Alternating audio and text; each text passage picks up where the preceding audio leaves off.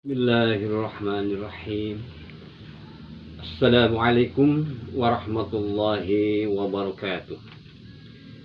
Alhamdulillahi rabbil alamin. Wassalatu wassalamu ala nabiyil karim wa ala alihi wa sahbihi ajmain. Amma ba'du. Saudara-saudaraku yang berbahagia, semoga kita senantiasa ada dalam kondisi 3S, sehat, selamat, sukses, serta ada dalam lindungan Allah Subhanahu wa Ta'ala. Juga semoga keluarga kita semua ada dalam limpahan berkah dan rahmatnya. Amin ya Allah ya Rabbal alamin. Saudara-saudaraku, saya ucapkan selamat datang di channel Catatan Harian Seorang Penghulu, berisi pembahasan kasus-kasus rumah tangga atau liku-liku rumah tangga. Sebelum saya lanjutkan, ada pepatah yang mengatakan, tak kenal, tak nanya, tak sayang. Kalau tak kenal, jangankan sayang, nanya pun tidak, bukan? Ya. Nah, kan itu saya perkenalkan dulu, nama saya Ade Saroni, penghulu KUA Garut Kota, Kabupaten Garut, Provinsi Jawa Barat. Saya sudah cukup lama menjadi penghulu. Sudah sekian banyak tamu-tamu yang datang kepada saya meminta nasihat berkaitan dengan permasalahan keluarga yang dihadapi. Hampir semua kasus-kasus yang disampaikan kepada saya tulis dalam sebuah buku berjudul Catatan Harian Seorang Penghulu, yang berisi tentang pembahasan kasus-kasus rumah tangga atau liku-liku rumah tangga. Hanya saja buku ini belum bisa saya terbitkan, masih dalam tahap revisi. Karena itu, melalui media ini saya akan coba angkat satu persatu dari kasus itu yang mudah-mudahan bermanfaat bagi kita semua, baik yang sudah berkeluarga maupun yang belum. Khusus untuk calon pengantin, anggap saja ini adalah bimbingan calon pengantin atau istilah lain kursus calon pengantin. Tayangan ini merupakan tayangan perdana dari channel ini, yang insya Allah untuk sekarang saya angkat topik pembahasannya adalah selingkuh. Ada orang yang bilang selingkuh itu indah, tapi kalau ketahuan musibah, begitu. Betulkah pernyataan seperti itu? Ya, mari kita lihat. Saudara-saudaraku, keluarga merupakan lembaga terkecil dari kemasyarakatan. Untuk satu kemajuan suatu bangsa, ini akan banyak ditentukan oleh keutuhan, kekokohan, dan ketahanan keluarga. Dalam Islam, keluarga semacam ini dengan keluarga sakinah. Bahkan Kementerian Agama sudah lama punya program pembinaan keluarga sakinah. Di masyarakat lebih populer lagi ada tambahan sakinah, mawaddah, warahmah, yang biasa disingkat SAMAWA. Saudara-saudaraku, berkeluarga atau berumah tangga ibarat seorang yang sedang naik kapal di lautan. Kadang-kadang kapal itu berjalan tenang, damai, tidak ada hambatan. Tapi sewaktu-waktu kapal itu goncang atau goyah. Boleh jadi ada angin, ada ombak, atau mungkin yang lainnya. Nah, untuk keselamatan kapal itu, selain bertawakal memohon pertolongan kepada Allah, juga banyak ditentukan oleh kecerdikan, keterampilan seorang nakhoda. Nah, demikian juga rumah tangga. Kadang-kadang rumah tangga itu harmonis, tenang, damai, tapi sewaktu-waktu muncul gangguan. Bisa jadi faktor internal keluarga, bisa jadi eksternal dari pengaruh dari luar, sehingga rumah tangga menjadi goyah. Demikian juga oleh seseorang yang datang kepada saya seorang perempuan yang masih berusia muda, ya, berparas cantik, profesinya cukup terpandang. Ya. Mungkin dalam lubuk hatinya digambarkan dalam sebuah lagu. Sakitnya tuh di sini di dalam hatiku. Sakitnya tuh di sini melihat kau selingkuh. Nah, ada lagi lagu yang lain. Jangan memilih aku bila kau tak bisa setia. Nah, itu mungkin yang dirasakan oleh perempuan itu. Karena ketika dia datang ke kantor saya, dia menangis, ya, terseduh-seduh. Saya persilahkan untuk duduk. Kemudian saya tanya nama siapa dan mungkin ada yang perlu saya bantu. Singkat cerita, dia itu bercerita bahwa suaminya berselingkuh dengan teman sekantornya. Nah, dia minta menasihat, apa yang harus saya lakukan Pak Penghulu, katanya begitu. Kemudian saya beri nasihat kepada dia, Ibu, saya turut prihatin atas kejadian yang menimpa Ibu ini. Tentu saja semua perempuan tidak menginginkan suaminya berlaku seperti itu. Yang pertama, saya sarankan atau nasihat kepada Ibu harus sabar, tabah menghadapi ujian ini, karena setiap manusia itu diberi ujian oleh Allah, kadang-kadang yang menyenangkan ujian itu dan kadang-kadang yang menyedihkan atau menyakitkan. Yang kedua, Ibu melakukan upaya-upaya damai dengan suami. Kalau dalam Al-Quran, ketika ada permasalahan perselisihan itu mengangkat hakam atau juru damai yang disepuhkan dari pihak ibu siapa, dari pihak suami siapa. Nah, bicara empat mata atau mungkin langsung juga dengan ibu dan suami bicara. Nah, nanti ya ada masukan saran nasihat daripada juru damai itu. Kemudian yang ketiga, terus berdoa, ya, kepada Allah, mendekatkan diri kepada Allah, baik itu dengan salat malam, ya, salat istikharah, sedekah dan sebagainya, ya. Mudah-mudahan ada jalan keluarnya. Kurang lebih seminggu saya tunggu, tidak ada lagi.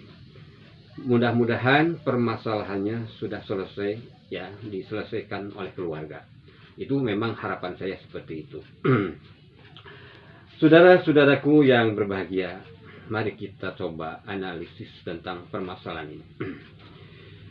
Kasus yang dialami oleh seorang perempuan, sebut saja dia Nyonya MR, merupakan salah satu kasus dari sekian banyak kasus, ya, rumah tangga yang konsultasi kepada saya itu banyak yang selingkuh. Ada yang selingkuh itu istrinya, suaminya mengeluh kepada saya. Ya, yang lebih parah lagi, suaminya selingkuh, istrinya juga selingkuh. Jadi draw, katanya, balas dendam satu-satu gitu. Na'udzubillahi min dzalik. Saudara-saudara, kita kembali kepada Nyonya MR tadi.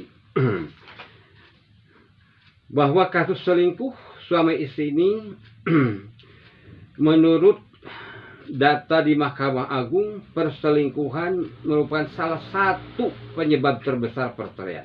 Sekali lagi, salah satu penyebab perceraian. Bahkan fisiolog Bapak Profesor Dadang Hawari pernah bercerita di sebuah media, 90% ya, tamu yang konsultasi itu adalah karena masalah selingkuh. Yang 10%-nya itu masalah lain. Nah, ini. Kemudian data dari Peradilan Agama bahwa tahun 2019 sudah lebih dari 479.618 pasangan yang bercerai. Nah, 70% dari jumlah itu adalah pihak istri yang menggugat ke pengadilan agama. Ada apa gerangan? Apakah banyak suami yang tidak bertanggung jawab sampai begitu besarnya banyak istri yang membuat cerai? Saudara-saudaraku, godaan dalam rumah tangga memang sering terjadi. Kalau kita tidak kuat iman, ya, Karena itulah ya, kita harus memperkuat ya keimanan kita, mental kita ketika menghadapi ujian-ujian cobaan seperti ini ya. Selanjutnya ada pertanyaan-pertanyaan ya. Apa itu arti selingkuh? Sejak kapan ada perselingkuhan di muka bumi ini? Juga mengapa suami atau istri selingkuh? Bagaimana agar tidak terjadi selingkuh?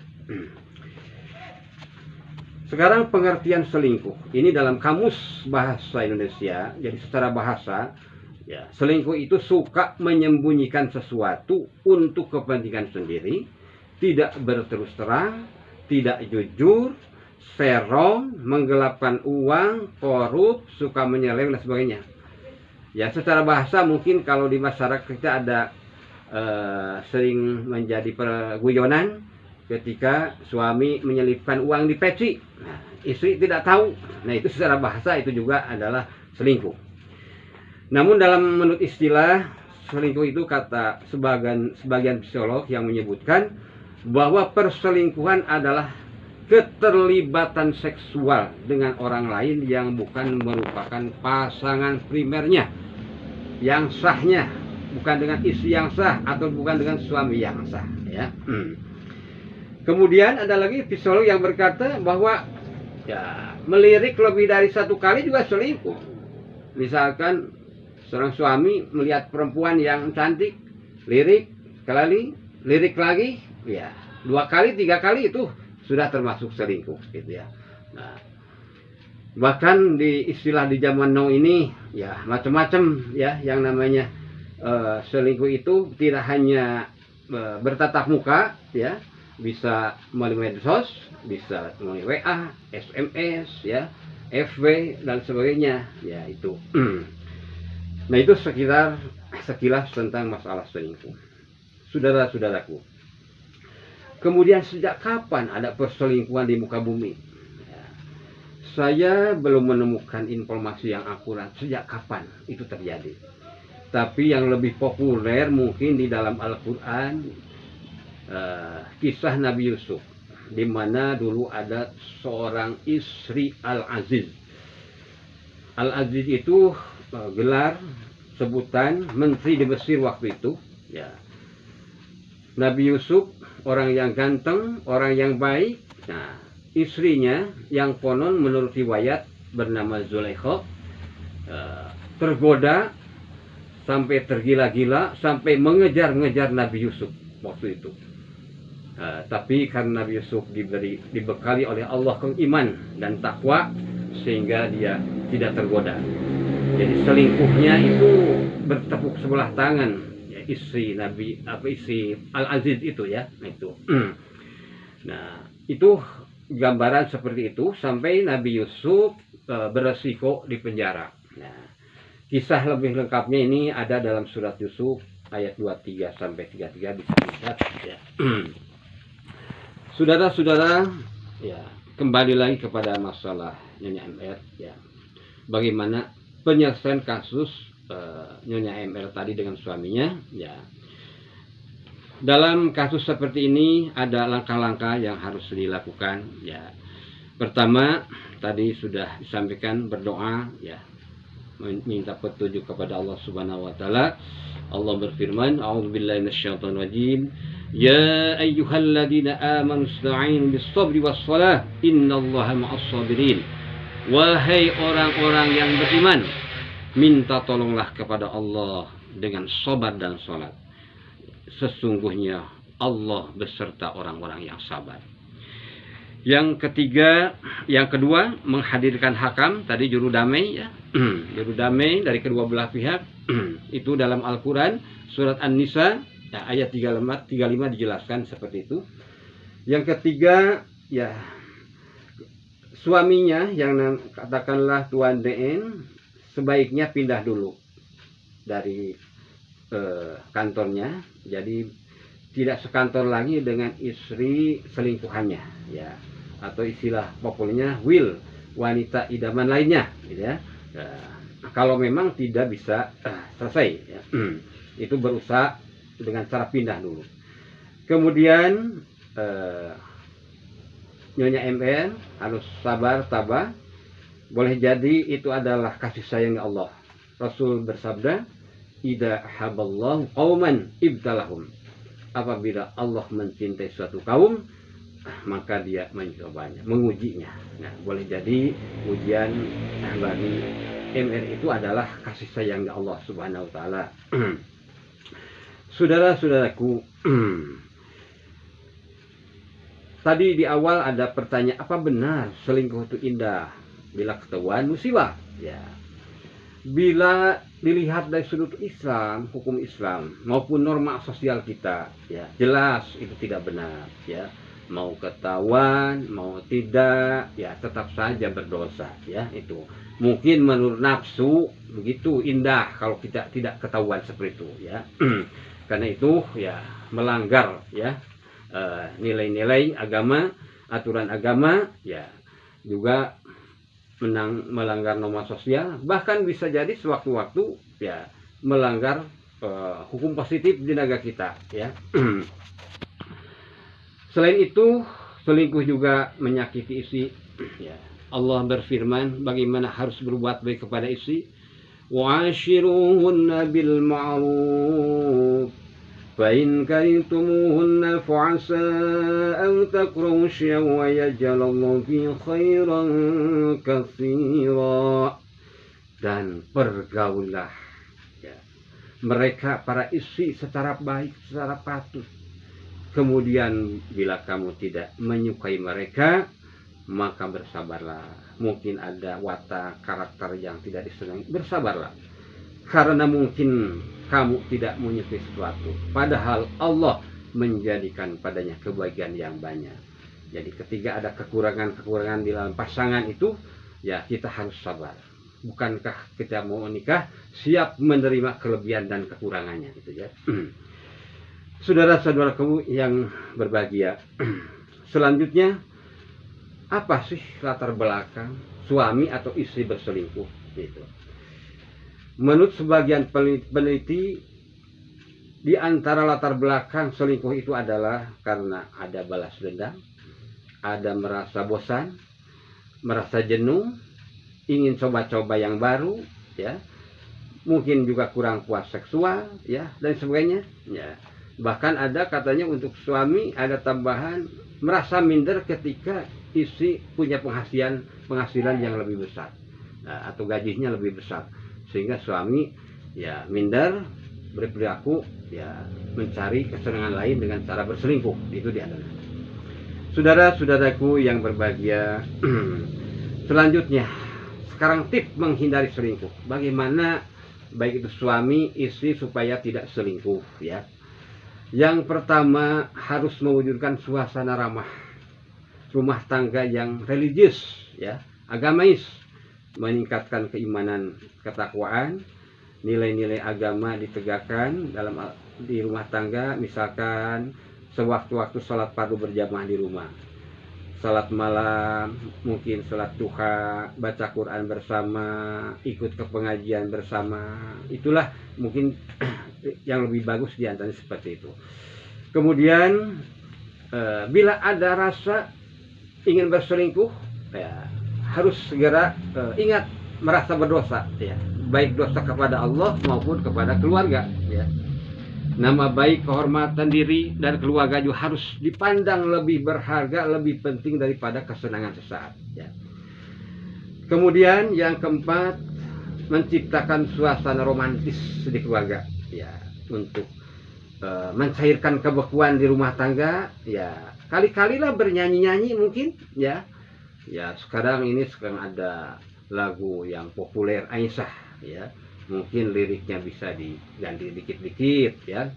Ya misalnya, ya, mulia indah cantik berseri, oh istriku jantung hatiku, belahan jiwaku, kau yang ku sayangi, kau yang ku cintai. Nah itu dari suami kepada istri, atau juga istri kepada suami, bisa seperti itu, ya itu. Kemudian yang kelima, menghindari pergaulan yang tidak baik, ya. Jadi usahakan pergaulan kita dengan orang-orang yang soleh, ya, orang-orang yang baik, ya, rajin beribadah, ya. hindari pergaulan yang tidak baik. Kemudian keenam, mensyukuri segala nikmat Allah, ya. Kita syukuri apa adanya, ya. Bila melihat wanita yang lebih cantik, ya, kata Nabi, cepatlah pulang ke rumah, ya. Di sana ada istri. Itu. Atau istri melihat laki-laki yang lebih ganteng, cepatlah, ya, pulang ke rumah, ya. Di sana ada suami, ya. Tidak ada jaminan ketika kita mendapatkan misalkan laki lain lebih ganteng atau orang yang lebih kaya, tidak ada jaminan untuk bahagia, ya. Nah, kan itulah cepat-cepat pulang ke rumah. Kalau di jalan-jalan misalkan kita tergoda atau tertarik oleh wanita atau laki-laki yang lain. Kemudian yang kedelapan, mengingat lagi komitmen awal pernikahan dahulu, yaitu untuk saling mencintai dan saling menyayangi, untuk setia, ya. Kesembilan, ketika ada masalah keluarga harus diselesaikan dengan musyawarah, hindari sikap emosional, ya.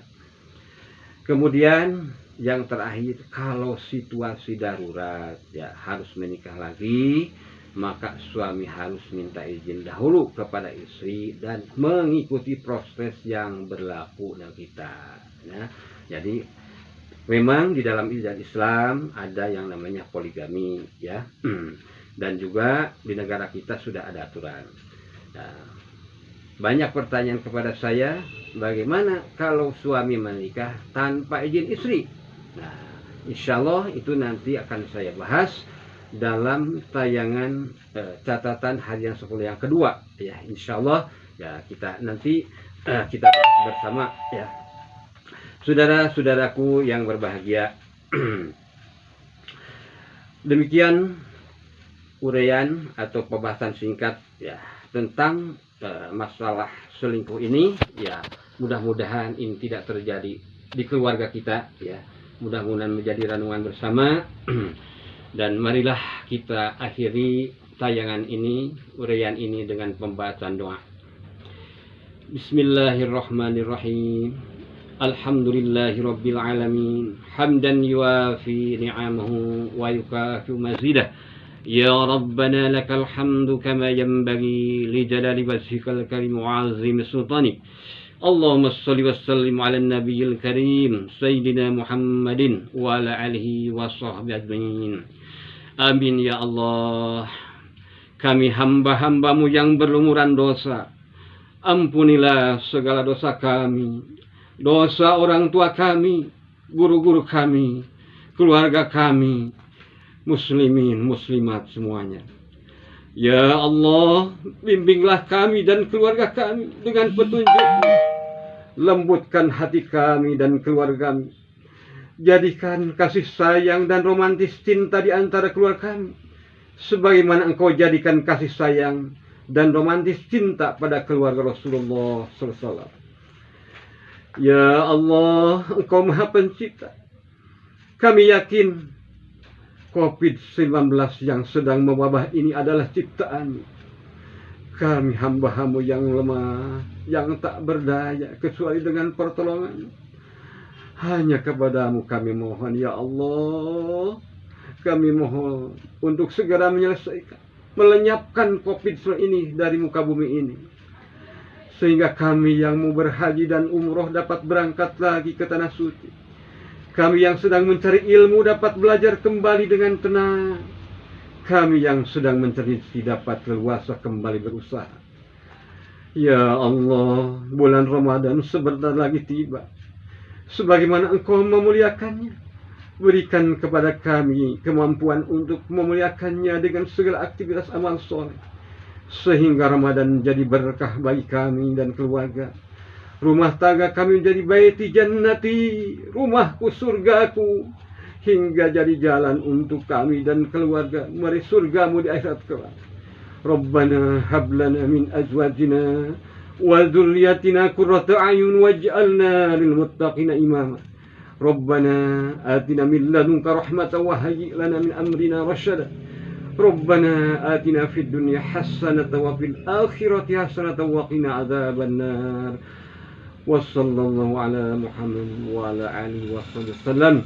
Walhamdulillahirabbil alamin. Barakallahu li wa lakum wal afu minkum. Wassalamu alaikum warahmatullahi wabarakatuh.